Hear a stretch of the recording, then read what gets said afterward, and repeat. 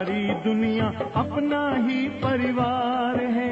सच पूछो तो सारी दुनिया अपना ही परिवार है।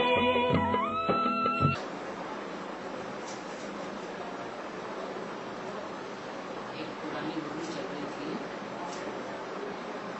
21 जून सन 65।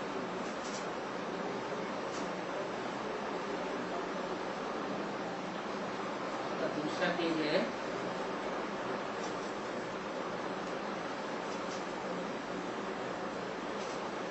कोई उल्टे सुल्टे प्रश्न करते हैं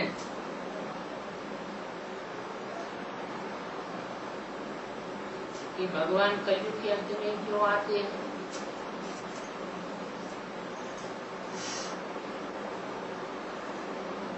किसी दूसरे युग में क्यों नहीं आते।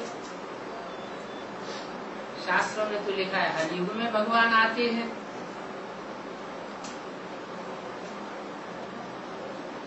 बाबा कहते हैं इसमें शक की कोई बात नहीं है कि ऐसे क्यों होता है।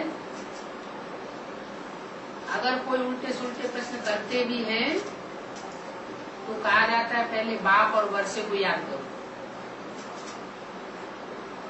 दो बातें बुद्धि में बैठ जाएंगी कि बेहद का बाप कौन है और उस बेहद के बाप से बेहद का वर्षा कौन सा मिलता है, तो सब कुछ तुम्हारी बुद्धि में बैठ जाएगा। उनको बताना चाहिए कि हम कोई मनुष्य की बढ़ाई नहीं करते हैं। क्या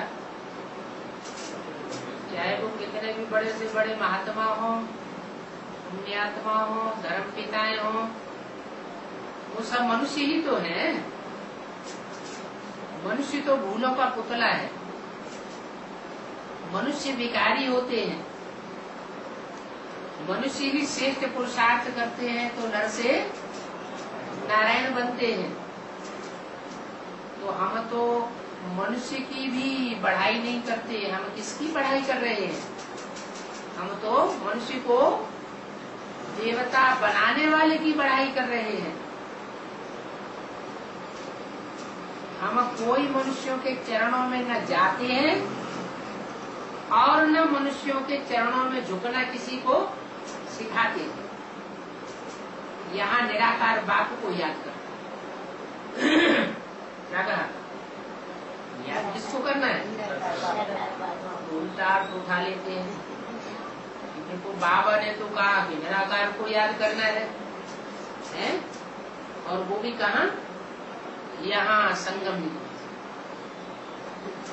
तो संगम युग में निराकार बाप को याद करना है और दूसरे युग में याद नहीं करना है। तो हर युग में निराकार को तो याद करते ही चले आए। ये तो झगड़ा रहा सगुण और निर्गुण का। निर्गुण माने निराकार और सगुण माने साकार। हमें लक्ष्य तो दिया जाता है गीता में क्या कि नर से नारायण बनना है। तो नारायण तो साकार हुआ या निराकार हुआ। साकार हुआ।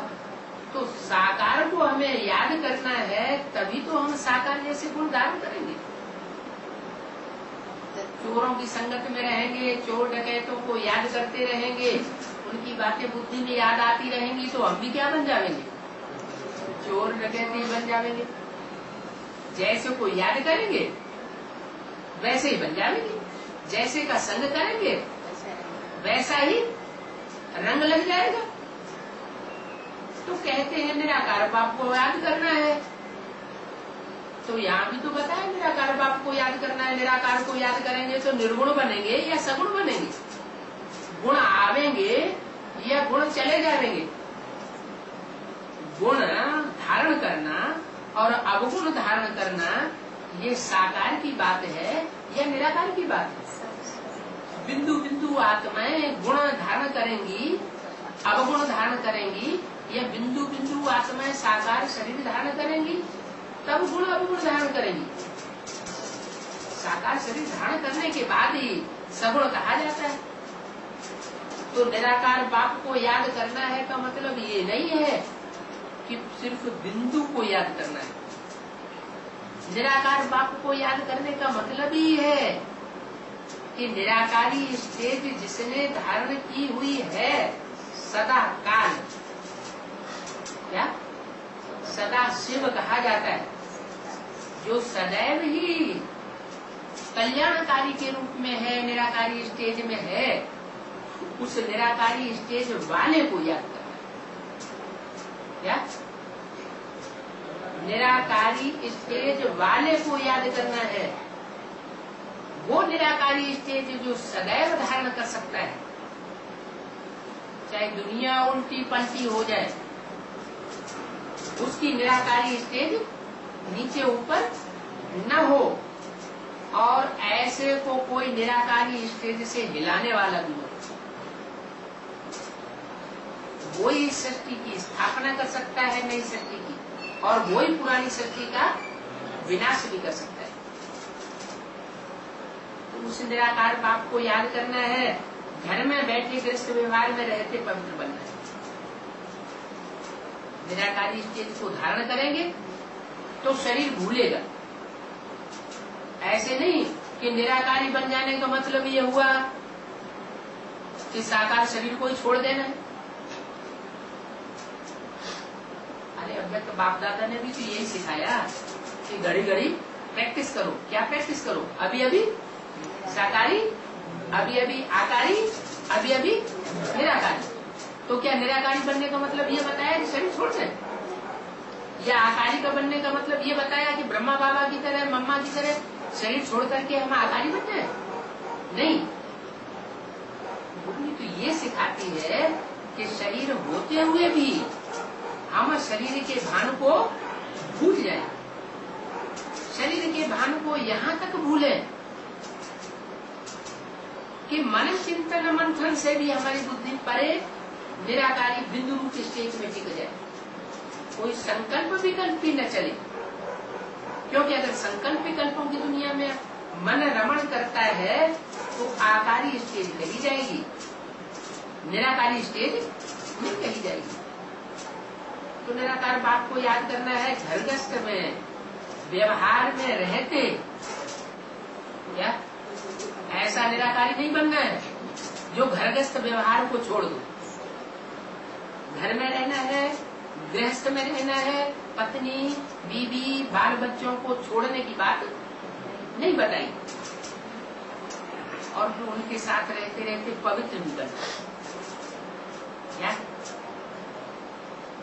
शिव की स्टेज कैसी दिखाई गई है? चित्र क्या कहता है?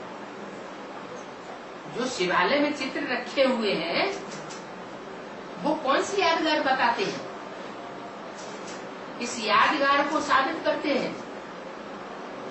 वो ऐसी 100% यादगार को साबित करते हैं। शिवलिंग जो शिव मंदिरों में रखे हुए हैं वो सभी शिवलिंग इस यादगार को साबित करते हैं कि वो प्रवृत्ति में जलाधारी के साथ दिखाया जाता है। स्त्री और पुरुष का जो अंग है उसी से तो स्त्री पुरुष का अंतर पता चलता है। तो लिंग है माना पुरुष है कोई, और जलाधारी है माना कोई स्त्री है। तो दोनों साथ साथ रहते हुए भी बुद्धि की स्टेज से ऐसी स्टेज में है, ऐसी निराकारी स्टेज में है जिसमें इंद्रियों का कोई क्षरण नहीं हो सकता। आंख का भी क्षरण होता है, कानों का भी क्षरण होता है, सभी इंद्रियों से क्षरण होता है, शक्ति क्षीण होती है। कब? जब लगाव पूर्वक इंद्रियां व्यवहार में आ गई। अगर इंद्रियां लगाव पूर्वक व्यवहार में नहीं आती है तो कोई असर पड़ने वाला नहीं। उदाहरण के तौर पर कोई जा रहा है, अपनी महबूबा की याद में जा रहा है, और इतनी गहरी याद में जा रहा है कि उसके सामने से कोई निकल जाता है, उसे पता ही नहीं चलता कौन आया और कौन गया। क्यों? आंख तो खुली हुई थी। आंख भी तो इंद्रिय है, इंद्रिय आंख है। उस खुली हुई आंख ने निकल जाने वाले व्यक्ति को क्यों नहीं देखा? क्या कारण हुआ? क्योंकि वो आत्मा उस समय ऐसी स्टेज में थी कि आंख अपने विषय को धारण नहीं कर सकती। तो ऐसे ही दूसरी इंद्रियों का भी हिसाब प्रैक्टिस करने की बात है। कैसी प्रैक्टिस हो? प्रैक्टिस ऐसी हो जैसी परमात्मा बाप का हमारा उदाहरण दिया हुआ है, वो है 100%। वो 100% योगी है, निराकारी स्टेज में रहने वाला। तो हम भी कम से कम परसेंटेज वाले तो है। वो परसेंटेज वाले बनेंगे भी तब जबकि हम प्रैक्टिस करें। क्या प्रैक्टिस करें? साकार में निराकार में आए हुए जो व्यक्तित्व है, जो साकार में आया हुआ वो निराकार व्यक्तित्व है, उसको हम याद करने की प्रैक्टिस करें। तो हम भी चलो 100% नहीं बनेंगे तो कोई न कोई अच्छे परसेंटेज में तो बन जाएंगे। जैसी पुरुषार्थ करेंगे, जैसी जैसी याद करेंगे, जितनी याद करेंगे उतनी स्टेज तो जरूर धारण करेंगे। जैसे से हमारा लगाव होगा वैसी हमारी स्थिति बनेगी। तो बताया घरगृहस्थ में व्यवहार में रहते हुए भी पवित्र बना जा सकता है। तुम जानते हो पवित्र बनने से हम पवित्र दुनिया के मालिक बन रहे हैं। ऐसे हम पवित्र बने, सन्यासियों जैसे पवित्र बनेंगे तो पवित्र दुनिया के मालिक नहीं बनेंगे। क्या कैसे बनना है? घरगृहस्थ में रहते हुए भी बुद्धि योग घरगृहस्थ से उपराम रहे। जितने लंबे समय की ऐसी हमारी प्रैक्टिस होगी बुद्धियों की, अंत मते सो गति हमारी हो जाएगी। ये अंतिम जन्म है, इस मृत्यु लोक। क्या हमारा ये अंतिम जन्म है? जैसे वो मनुष्यों की गीता लिखी हुई है, उसमें भी कोई बात लिखी हुई है। क्या मैं उस परम धाम का रहने वाला हूँ जहाँ जाकर के आत्माएं फिर वापस इस मृत्यु लोक में नहीं आती। उन्होंने तो अर्थ लगा दिया कि जिनकी निर्वाण धाम में जाने की स्टेज हो जाती है, जिनको निर्वाण हो जाता है, मुक्ति हो जाती है, वो कभी इस दुनिया में वापस ही नहीं आती। उसका अर्थ ये वो लगाते हैं कि दुनिया में आना ही नहीं होता, लेकिन ये अर्थ नहीं है। दुनिया में आते तो हैं लेकिन इस पाप की दुख की दुनिया में नहीं आते। जो एक बार उस स्थिति में पहुंच जाएंगे परमधामी स्टेज में, तो फिर वापस इस कलयुगी पुरानी दुनिया में तो बताई दुनिया में नहीं आवेंगे। वो कहाँ आवेंगे? जितनी जितनी उन्होंने निराकारी स्टेज धारण की होगी उतनी उतनी परिपक्व सुख वाली दुनिया में आवे। तो बोला ये तुम्हारा अंतिम जन्म है मृत्यु लोक में, तुम भी पाप नरक में अभी तुम हो। क्या तुम भी पाप नरक, ऐसा नाम क्यों दिया? जैसे कोई घड़ा भर दिया जाए और उसमें कीड़े कुलबुला रहे हो, तो सारे ही कुलबुलाने वाले कीड़े एक दूसरे को काटते रहते। तो ऐसे नरक में तुम हो, तुम खुद भी दूसरों को काटते रहते हो। सुबह से लेकर शाम तक अपना पोता में चेक करें तो हम पाएंगे मन से, वचन से, कर्म से हमसे भी ऐसी भूलें होती रहती, कीड़े मकोड़ों की दुनिया जैसी। बिना दुख दिए रह नहीं सकते। ऐसी 63 जन्मों में हमारी प्रैक्टिस पड़ चुकी है। अगर हम निराकारी स्टेज में रहेंगे तो उस पाप कर्म की स्टेज से बचे रहेंगे। तो तुम अभी कुंभी पाक नरक में हो, बाप आए हैं ऐसे कुंभी पाक नरक से निकालने। क्या तुम ऐसी नाली में पड़े हुए हो, जैसे नाली में कीड़े पड़े होते हैं ना, तो तुम्हारी बुद्धि भी ऐसी नाली में पड़ी हुई है जिस नाली में से तुम निकलना चाहते हो, जैसे कीड़े निकलना चाहते हैं फिर भी निकल नहीं सकते। बाप आए हैं निकालने। कोई भी दुनिया का मनुष्य गुरु इस कुंभी पाक नरक से निकाल नहीं सका। सब इस दुनिया में आए और इसी दुनिया में रम गए, किसी को वापस जाने का रास्ता नहीं मिलता।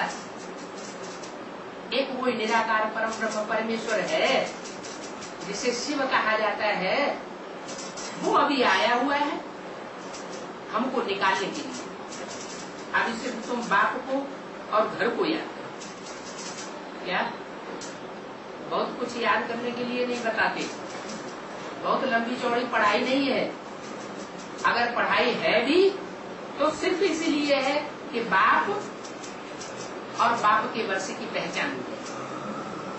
बाप के वर्षे भी दो प्रकार के, एक मुक्ति और एक जीवन। मुक्ति है बाप का घर और जीवन मुक्ति है बाप जहां हमको भेजता है। बाप हमको मुक्ति में ले जाकर कहाँ भेज देगा? जीवन मुक्ति धाम में भेजने आया। तो तुम बाप को याद करो और घर को याद करो। माने जब तक घर में नहीं जाएंगे बाप के घर में जाना माना देवान से मर जाना। बाप के घर में जाने का मतलब ये नहीं कि शरीर छोड़ देना, ऐसा बनाने के लिए नहीं आए। क्या बनाने के लिए आए? कि शरीर में रहते हुए ही ऐसी निराकारी स्टेज धारण करें जो बाबा ने बोला है कि तुम बच्चे परम धाम इसी सृष्टि पर उतार ले। क्या माने इसी सृष्टि पर हम ब्राह्मणों का कोई ऐसा संगठन बनने वाला है जिस ब्राह्मणों के संगठन में एक एक की निराकारी स्टेज बनी हुई हो। व्यर्थ संकल्पों का आना जाना बंद। अगर आएगा भी तो समर्थ संकल्प आएगा। नेगेटिव संकल्प, नरक बनाने वाला, कुंभी पाप नरक बनाने वाला कोई भी संकल्प नहीं है। और जब मन की स्थिति ऐसी हो जाएगी कि संकल्पों की ही शुद्धि हो जाएगी, अथवा तो संकल्प आएंगे ही नहीं, तो नरक की दुनिया बन भी नहीं सकती। ऐसा फुल स्टॉप हमारा मजबूत हो जाएगा। नहीं तो सुबह से शाम तक कितने व्यर्थ चिंतन चलते रहते हैं, कितने निगेटिव संकल्प चलते रहते हैं, कितना वातावरण खराब होता रहता है। और हमारा वाइब्रेशन, हमारा वातावरण खराब होगा तो हमारे संपर्क में आने वाले दूसरों का खराब हो जाता है। रोते हुए को कोई देखता है तो उसको भी रोना आ जाता है।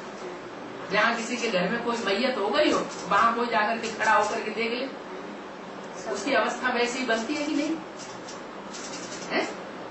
संकरण तो जरूर लगता है मनुष्य को। एक परमात्मा परम पिता ऐसा है जिसको इस सृष्टि पर आने के बाद संग का रंग प्रभावित नहीं करता। बाकी जो भी मनुष्य आत्मा है, चाहे कितनी भी पावरफुल से पावरफुल क्यों न रही हो, इब्राहिम, बुद्ध, क्राइस्ट, गुरु नानक ही क्यों न रहे हो, इस सृष्टि पर आकर के खुद भी नीचे गए और सारी दुनिया नीचे ही जा रही। इस दुनिया को स्वर्ग बनाकर कोई नहीं गया।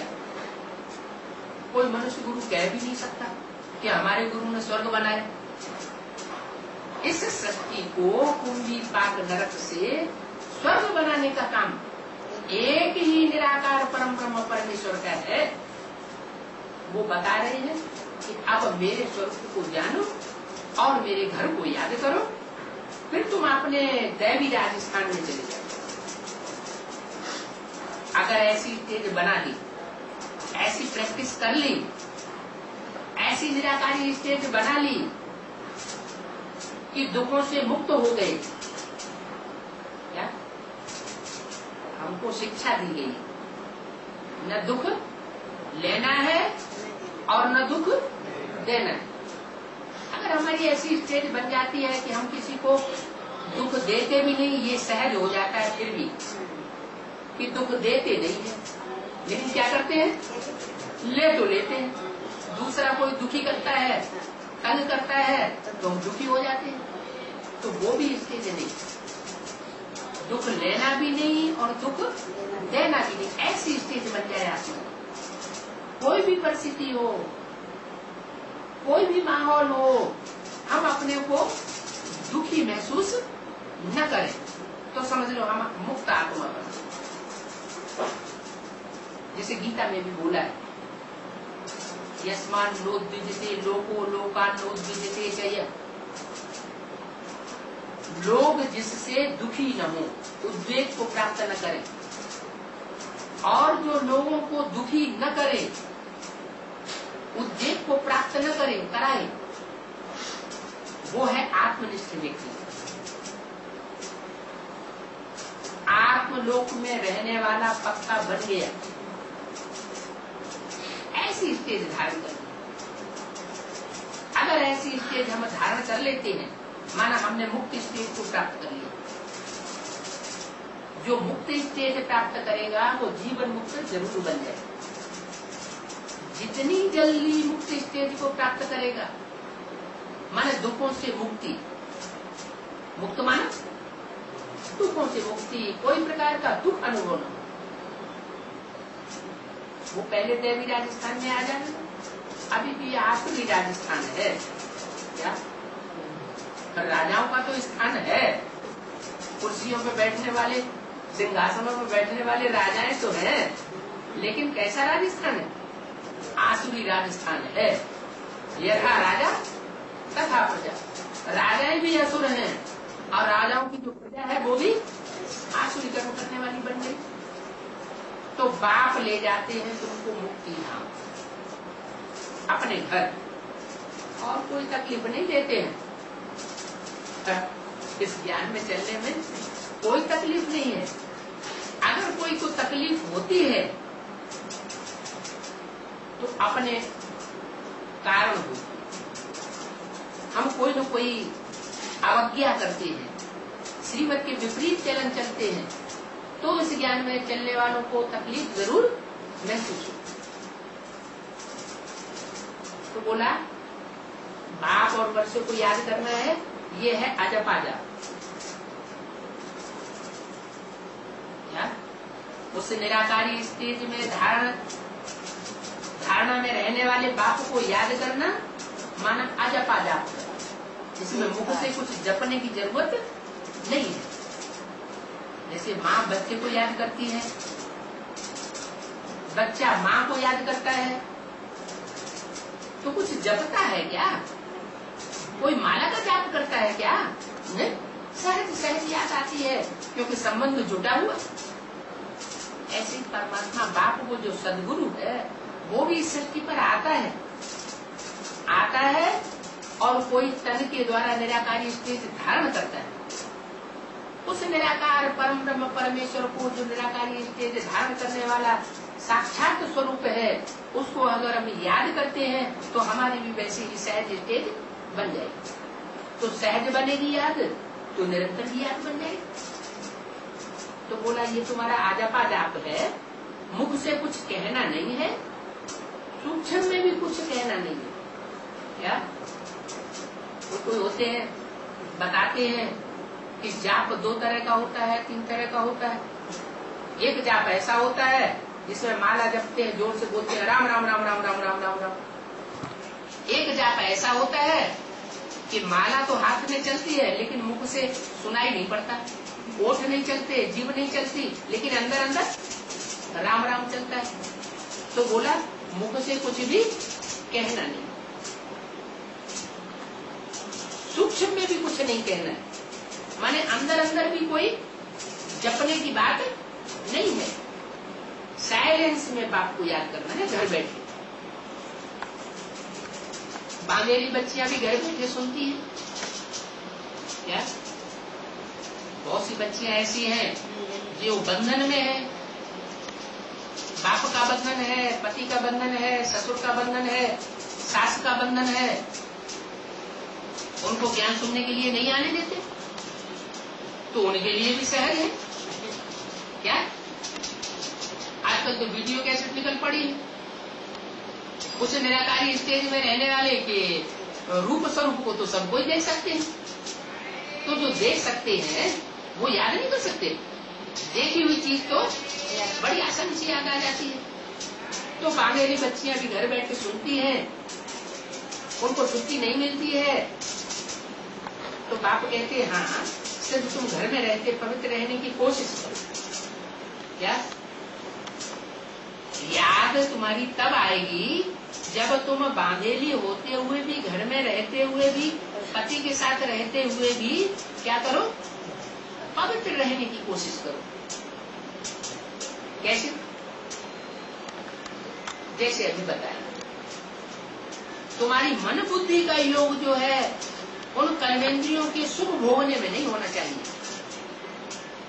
अगर तुमने इस तरह मन बुद्धि से अपनी कर्मेंद्रियों को बस में कर लिया, मन परमात्मा की याद में ऐसा लग गया, तो तुमको वो अनुभूति नहीं होगी जो सुख अनुभव होता है संसार वाला। और जब तुमको सुख अनुभव नहीं होगा तो तुम्हारा कोई पाप कर्म भी नहीं बनेगा, पाप कर्म भी नहीं बनेगा, और साथ साथ में तुम्हारी बुद्धि भी नहीं बढ़ेगी। बुद्धि तुम्हारी निराकारी स्टेज धारण करने वाली बनेगी।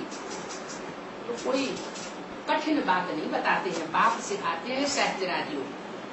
पवित्र रहने की कोशिश करो, या ऐसे नहीं कि कोई कहने लगती है कि हम तो बांधेली हैं, हम तो पवित्र नहीं रह सकते। नहीं, बांधेली होने वाली भी माताएं घर गृहस्थ में रहते अपने मन बुद्धि से पवित्र रह सकती। तन बंधन में है, मन को तो कोई नहीं बांध सकता। तन बांध लेता है तो बांधने दो, तन बांधता है मन को अपने कंट्रोल में रखो। परमात्मा बाप को बच्चा बनाओ, उस बच्चे को बीच में रखो। तुम्हारा मन जो है अगर अपने कंट्रोल में रहेगा तो तुम्हारे ऊपर कोई पाप नहीं चढ़ेगा। बोलो, हमको स्वप्न में डायरेक्शन मिलते हैं कि तुम पवित्र बनो, हमें कृष्ण का साक्षात्कार होता है, कुछ न कुछ युक्तियां निकालो। क्रिया चरित्र तो बहुत प्रसिद्ध है, अभी मौत सामने खड़ा है, एटम बम तो बन चुके हैं। जब से ढेर के ढेर भगवान निकले हिंदुस्तान में, तभी से एटम बम बनना शुरू हुए। तो ढेर के ढेर भगवान निकले हैं तो जरूर कोई उनमें से सच्चा हीरा भी होगा। जरूर भगवान आता है तो इस दुनिया के विनाश की सामग्री भी तैयार कराता है और नई दुनिया स्थापन करने के लिए ज्ञान भी सुनाता है। तो अभी मौत सामने खड़ा है, तुम अभी वानप्रस्थ अवस्था में हो। क्या अगर कोई तंग भी करता है ना, तो तंग होने वाला क्या करने लग पड़ता है? अगर कोई तंग करता है तो तंग होने वाला क्या करने लग पड़ता है? बोल बोल करता है कि नहीं है? तो बाबा कहते हैं नहीं, अब तुम्हारी कौन सी अवस्था है? वानप्रस्थ, वाणी से परे रहो। कोई कितना भी तंग करे, कितना भी तुमको हिलाने की कोशिश करे, तुम्हारे तन को, तुम्हारे मन को, तुम्हारे धन को, तुम्हारे संबंधियों को, लेकिन तुम कैसी स्टेज धारण कर लो? एक चुप 100 बोलतों को हरा देता है। तो ऐसी चुप्पी धारण करो, बाहर की चुप्पी धारण करने की बात नहीं कि बच्चा कमरे में पड़ा हुआ है, कमरे में आग लग गई और तुम चुप्पी धारण कर लो। बाहर की चुप्पी धारण करने की बात नहीं है। मन के अंदर संकल्प विकल्प न चले। कैसी चुप्पी धारण करो कि बाहर से तो नहीं बोल रहे हैं, लेकिन मन के अंदर घुमाड़ा चल रहा है संकल्पों पे कर्मों का, तो उसको वानप्रस्थ नहीं करेंगे, वो तो और ज्यादा खतरनाक स्टेज हो गई। तो बोला वानप्रस्थ अवस्था तुम सबकी है। वानप्रस्थ अवस्था में कभी विकार का ख्याल थोड़ी आता है। वो 60 साल के हो जाते हैं, वो वानप्रस्थी हो जाते हैं। वानप्रस्थी हो जाते हैं तो बाबा ने कहा तुम सबकी अभी वानप्रस्थ अवस्था है, सबका अंतिम जन्म है, वानप्रस्थ अवस्था है। अब विकार की बात बुद्धि में नहीं आनी चाहिए। परंतु आजकल तो 60-70 वर्ष के भी बच्चे पैदा करते रहते हैं, वानप्रस्थ लेते ही नहीं। अभी बाप सारी दुनिया के लिए कहते हैं सभी की वानप्रस्थ अवस्था है। 60-70 वर्ष वालों की तो वानप्रस्थ अवस्था है ही है, लेकिन जो छोटे छोटे बच्चे पैदा हो रहे हैं 7-8 साल के, 5 साल के, उनकी भी वानप्रस्थ अवस्था है। उनकी बुद्धि में भी अगर ये बैठ जाएगा कि भगवान आया हुआ है, माँ बाप अगर ज्ञान में चलते हैं, बच्चे भी ज्ञान में चल पड़ते हैं आसानी से। उनकी बुद्धि में तो और ही छप जाता है भगवान का स्वरूप। तो उन्हीं की बुद्धि में अगर छप जाएगा तो वो तो और भी नहीं भूलेंगे। क्यों? सात्विक बुद्धि।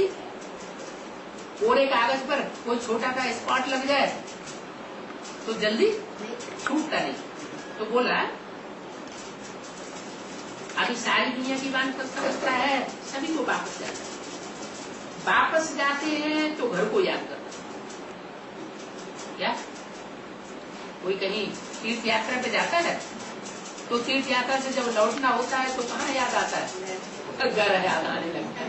क्योंकि तीर्थ यात्रा जाने में, यात्रा में तकलीफ तो होती है, सफर करने में तकलीफ तो जरूर होगी। तो जो सफर का दुख है वो घर लौटने की याद में थोड़ा कम होने लगता है। तो बोला वापस जाना है, अभी तुम सब वापस जाते हो तो घर को याद कर लो। फिर आना भी भारत में ही है। क्या कहा? तुम जितने भी पुरुषार्थ करने वाले बच्चे हो, हैं? जो बाप को याद करने वाले, जिन्होंने बाप को पहचाना है, उनको वापस भी कहाँ आना है? भारत में ही वापस आना है। नई दुनिया बनेगी, स्वर्ग बनेगा, सतयुग स्थापन होगा। तो सतयुग में तुम बच्चों को पहले आना। तो अगर कोई तंग भी करता है वो इनाम तुमको पहले जरूर मिलेगा स्वर्ग का।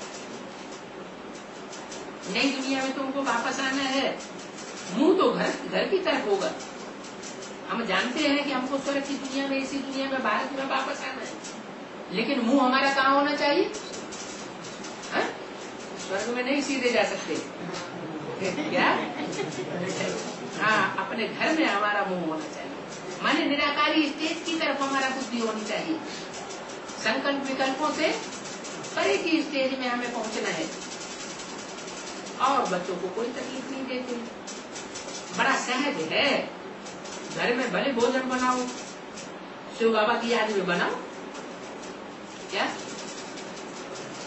ये भी नहीं करते कि भक्ति मार की टंट घंट करते रहो कि भोग लगाना है, ये करना है, ठाकुर जी को स्नान कराना है? नहीं। क्या करो? भोजन बनाते हो तो शिव बाबा की याद में भोजन बनाओ। घर में भोजन बनाते हो तो पति याद पड़ता है ना, जिसके लिए जो काम किया जाता है तो वो याद आता है ना। मान लो राष्ट्रपति ने या प्रधानमंत्री ने किसी को कोई काम दिया तो काम करने वाले को कौन याद आएगा? राष्ट्रपति प्रधानमंत्री याद आएगा ना। तो यहाँ बाप ने तुमको काम दिया हुआ है। क्या काम दिया हुआ है? बाप और बच्चे को याद करो और दूसरों को याद कराओ। जैसे घर में पत्नी भोजन बनाती है तो किसकी याद में बनाती है? किसकी याद आती है? भोजन बना रहे हैं, किसके लिए बना रहे हैं? हम पति के लिए बना रहे हैं, पति याद आ जाता है।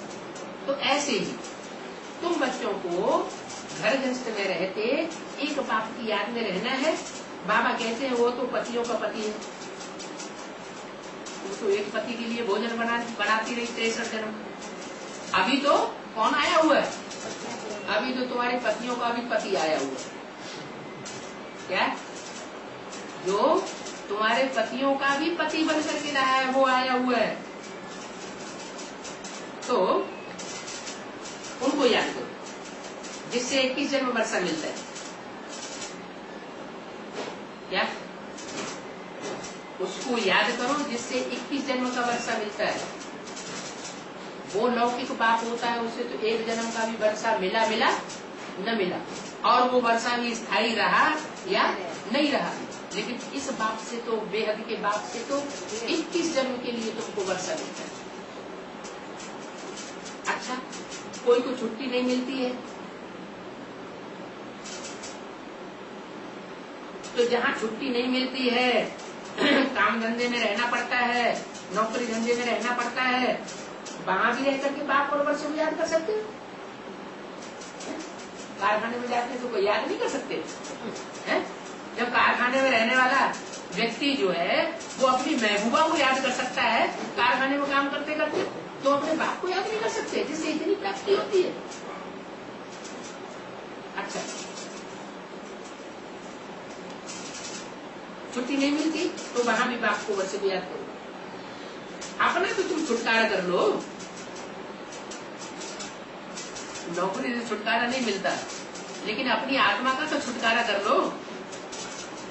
पाप से पूरा वर्षा ले सकते, धीरे धीरे छुटकारा तो मिलना ही है।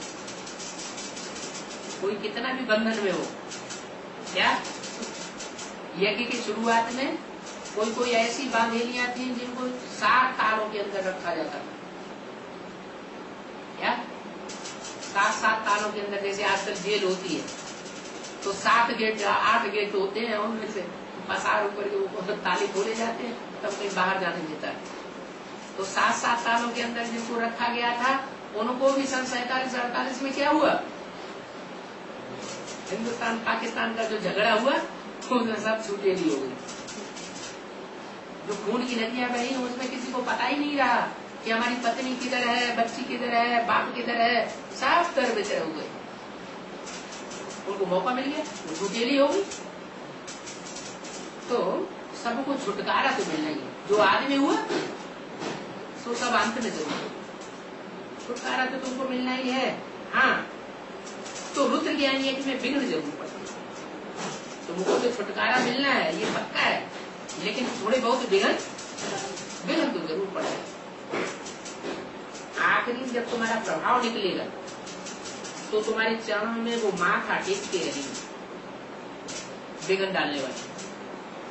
क्या जब तुम्हारा प्रभाव निकलेगा तब वो आकर के माथा टेकेंगे, विघ्न तो पड़ेंगे।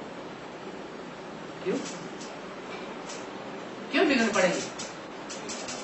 क्योंकि पूर्व जन्म में 63 जन्म जो हमने कर्म किए हैं, उन कर्मों का रिटर्न तो हमको मिलना चाहिए कि नहीं है? तो अब सूली से कांटा हो रहा है हमारा। हमने तो बहुत ही पाप किए होंगे, निरंकुश होकर के हमने दूसरों को दुख दिया है, लेकिन अभी हमारा सूली से कांटा हो रहा है। ये विघ्न तो पड़ेंगे, इसमें धैर्य धारण करना है, उतावली नहीं करनी है। ये विघ्न अभी तक क्यों पड़ रहे हैं, इतना लंबा टाइम हो गया, ये खत्म क्यों नहीं होते? घर बैठे पति मित्र संबंधी को एक बात समझाते रहो, बाप का फरमान है, मुझे याद करो और मेरे से वर्षा। प्रश्न वर्षा देने वाला नहीं हो सकता।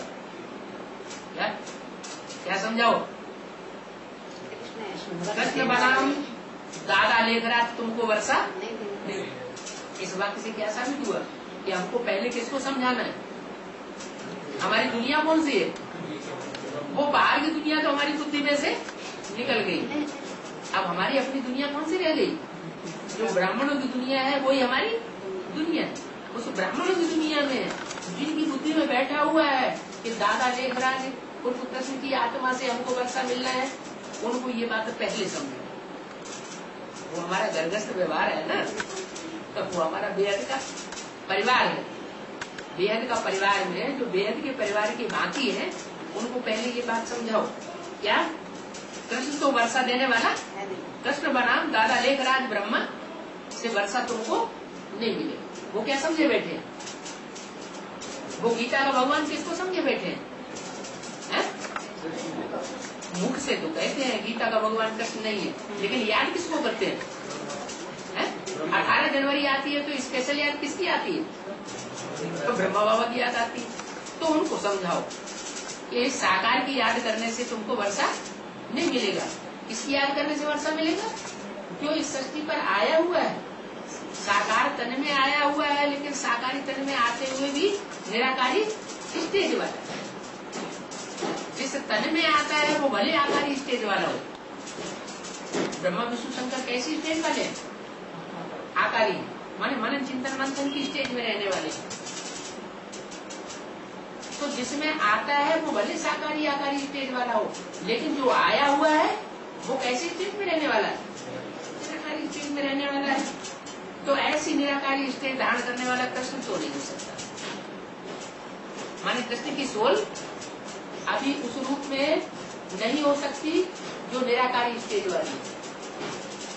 क्यों नहीं हो सकती है?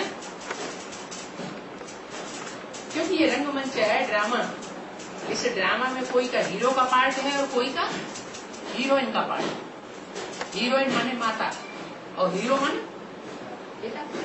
तो इस ड्रामा का जो हीरो है वो तो निराकारी स्टेज धारण कर सकता है, क्योंकि पिता है। पिता निराकार होता है, पिता बीज होता है। क्या होता है? बीज डालने वाला स्वयं क्या होगा? स्वयं बीज होता है। और माता धरणी होती है। बीज कहाँ डाला जाता है? धरणी में डाला जाता है। तो कन्या माताएं एक तरह से धरणी है, और उन कन्या माताओं का प्रतिनिधित्व करने वाली जो सोल है वो कृष्ण की सोल है। उसने कौन सा पार्ट बजाया? वर्षा देने वाले बाप का पार्ट बजाया क्या है? वर्षा देने वाले बाप का पार्ट नहीं बजाया। जो भी वाणियां चली है, मुरलियां चली है, उनका क्लैरिफिकेशन देने का पार्ट बजाया क्या? नहीं। टीचर का पार्ट नहीं बजाया। मुक्ति, जीवन मुक्ति देने वाले सदगुरु का पार्ट बजाया क्या? नहीं। मुक्ति, जीवन मुक्ति देने वाले सदगुरु का भी पार्ट उस तन के द्वारा नहीं चला। बाप है वो निराकारी स्टेज धारण करने वाला है, वो ये तीनों पार्ट बजाता है। बाप भी है उसी चोले से, उसी चोले से टीचर भी है, उसी चोले से सदगुरु भी। एक ही है, तीन पार्ट बजाता है। लेकिन कृष्ण की सोल कौन सा पार्ट बजाती है? सिर्फ माँ का पार्ट। माँ की तरह उसने प्यार दिया है, पालना की है। क्या? जैसे माँ कुछ नहीं लेती बच्चों से। माँ को कुछ वर्षा मिलता है? तो भक्ति मार्ग में 63 जन्मों में कोई परंपरा नहीं रही, माँ को कभी कोई वर्षा नहीं मिला। माँ के जो बच्चे होते हैं उनको फिर वर्षा मिलता है, और माँ को वर्षा भी नहीं मिलता। तो ये परंपरा कहाँ से पड़ी? ये संत से परंपरा कि परमात्मा बाप जब आते हैं, जिस तरह में माँ का पार्ट बजाते हैं, वो माता इस दुनिया से कुछ भी लेकर के नहीं जाती। तो बोला प्रश्न तो नहीं हो सकता है, बाप को याद करना है। बाप का ही परिचय देना है, जो सब जान जाए कि हमारा बाबा शिव बाबा है।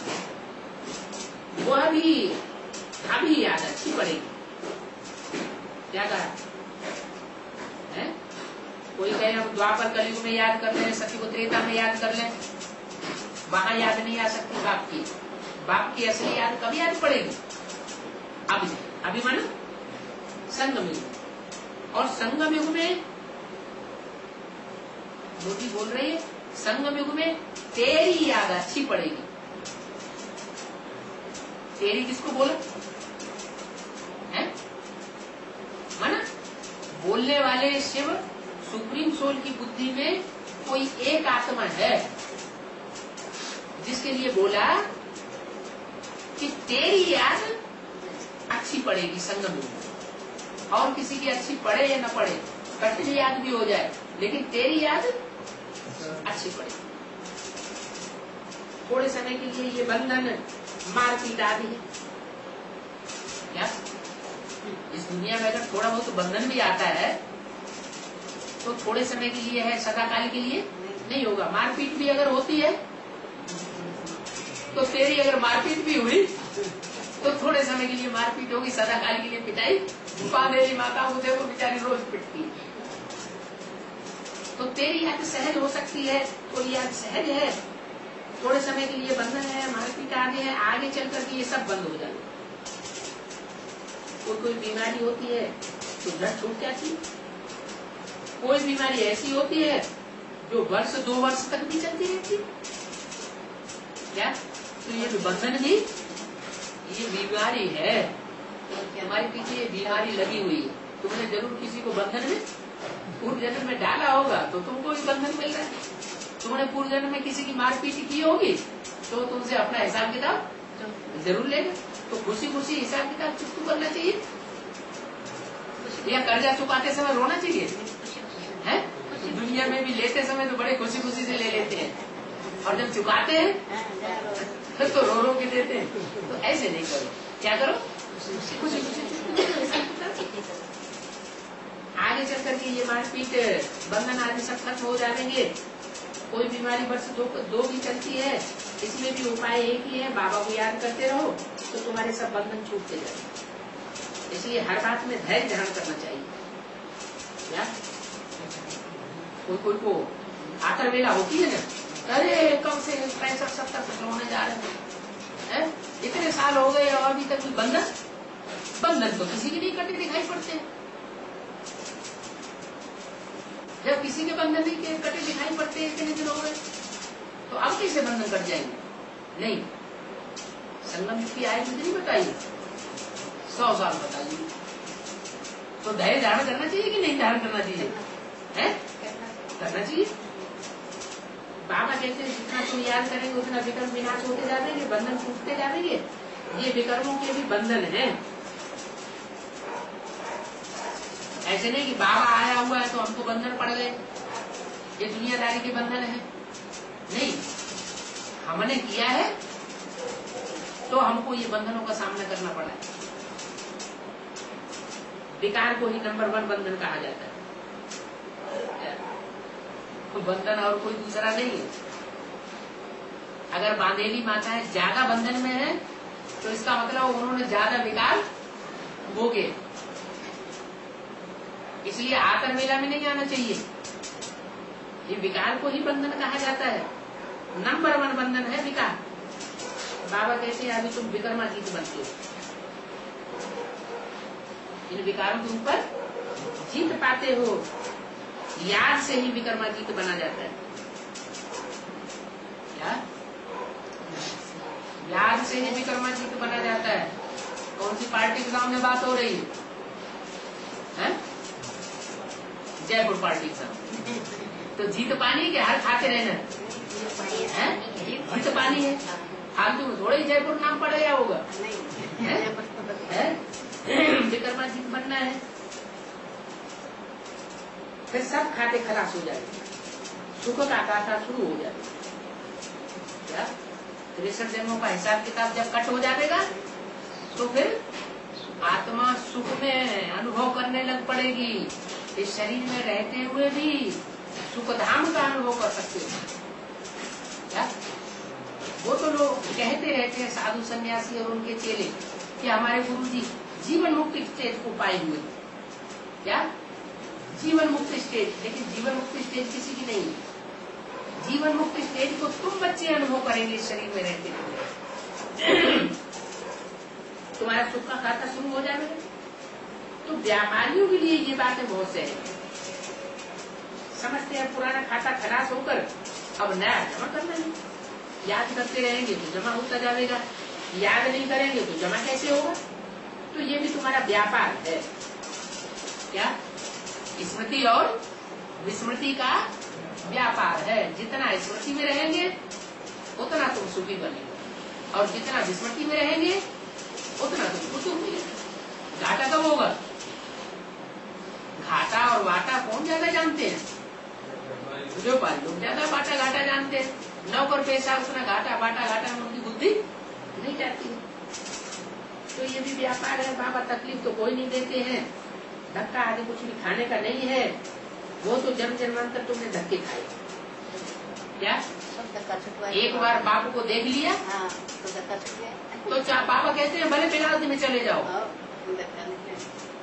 बार बार मिलने के लिए धक्का खाने की दरकार नहीं है। विलायत में रहकर भी तुम सर्विस करते रहो, बाबा के पास उन को ट्रांसफर करते रहो।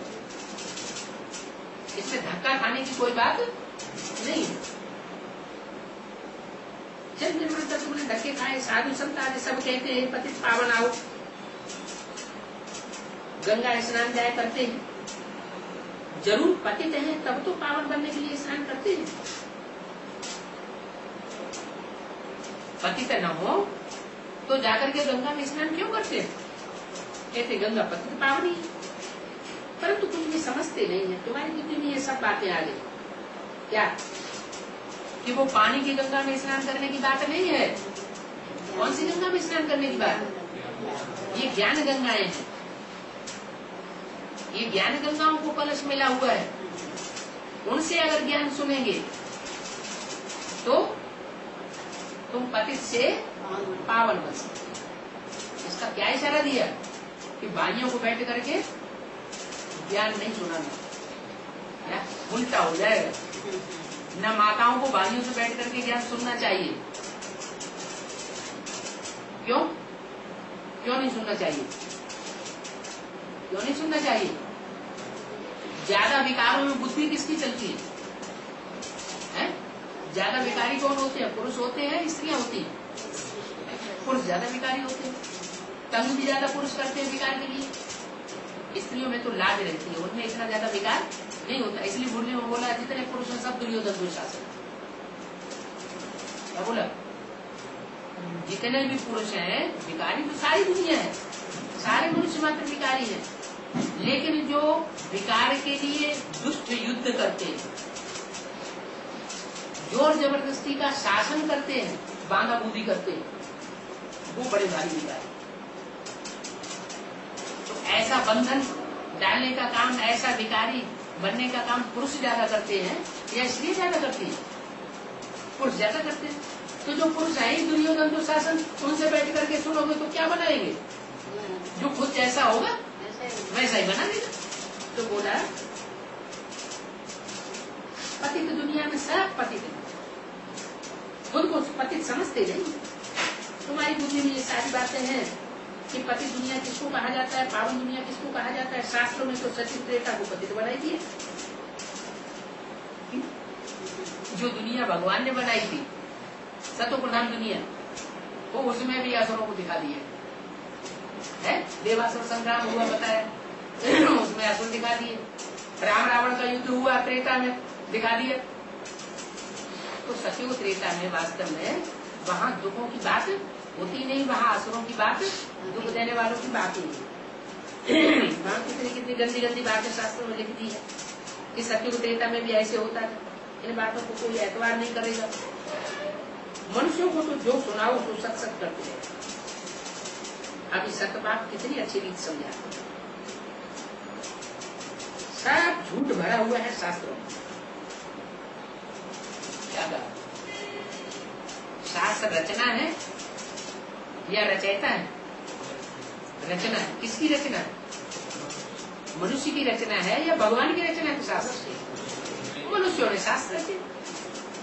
तो मनुष्यों ने जो शास्त्र रचे हैं, रचयिता ही जब विकारी है, मनुष्य विकारी है, तो उसकी रचना भी विकारी होगी। इसलिए बोला शास्त्र सब झूठे हैं, मनुष्यों को बनाए हुए हैं। गॉड ही सत्य बताते हैं। गॉड इज ट्रुथ कहा जाता है। क्या? शास्त्र रचने वाले ट्रुथ नहीं कहे जाते, गॉड ही सत्य बताते हैं, बाकी सब झूठ है। एक सतगुरु सच्चा और बाकी सब गुरु। इसलिए सिखों में ये गायन भी है, एक सदगुरु अकाल मूर्त, एक सच्चा सदगुरु अकाल मूर्त। तो जब एक सदगुरु है, सच्चा गुरु है, तो बाकी गुरु कैसे हो गए? बाकी सब झूठे गुरु हो गए। कंट्रास्ट देखो बाबा कैसा समझाते हैं और मनुष्य क्या समझाते हैं। ये ड्रामा है, फिर भी ऐसे ही हो।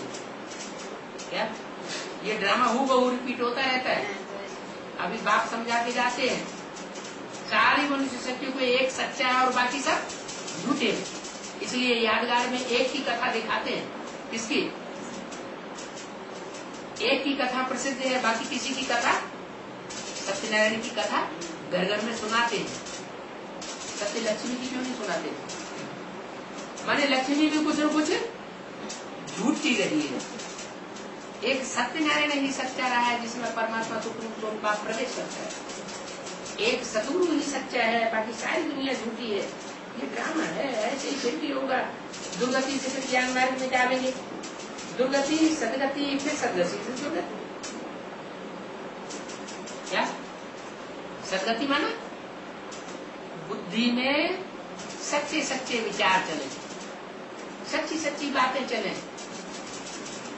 जहाँ सत्य होगा वहाँ दुख का नाम निशान नहीं। सत्य बुद्धि माना दुख नहीं, और असत्य बुद्धि माना दुख ही दुख। रामायण में भी ऐसे ही बोल दिया, जहाँ सुमति तहाँ संपत्ति नाम, जहाँ कुमति तहाँ विपत्ति निकाल। जहाँ बुद्धि शुद्ध होती है, सच्ची होती है, वहां सुखी ही सुख होता है। जहाँ दुर्बुद्धि होती है उस दुनिया में, जिस घर में जाओ वहां दुख ही दुख लगा पड़ा। तो बोला दुर्गति के बाद सदगति और सदगति के बाद सुख। जो गति हो, ये ड्रामा बना हुआ है। अभी तुम ये बातें जानते हो। क्या जानते हो? 2165 की मुरली का तीसरा पेज। अभी तुम जानते हो हम सदगति को पाते हैं। काहे से सदगति को पाते हैं? अपनी मनमत पर चलने से, मनुष्य गुरुओं की मनमत पर चलने से नहीं। एक श्रीमत से सदगति, बाकी मनुष्य गुरुओं से दुर्गति। इसलिए हर घर में ये स्लोगन टांग देना चाहिए। एक सदगुरु निराकार से सदगति, अनेक मनुष्य गुरुओं से दुर्गति। अभी हम श्रीमत पर चलते, नहीं तो इतना उच्च पद नहीं मिलेगा। क्या का असली बात ये है क्या? अगर एक सत्य की सत्य जो है, एक ट्रुथ गॉड फादर की मत पर चलेंगे तो ऊंच पद मिलेगा, ऊंच के ऊंच पद मिलेगा। अगर थोड़ा भी मनुष्य गुरुओं की मत पर चले या मन मत पर चले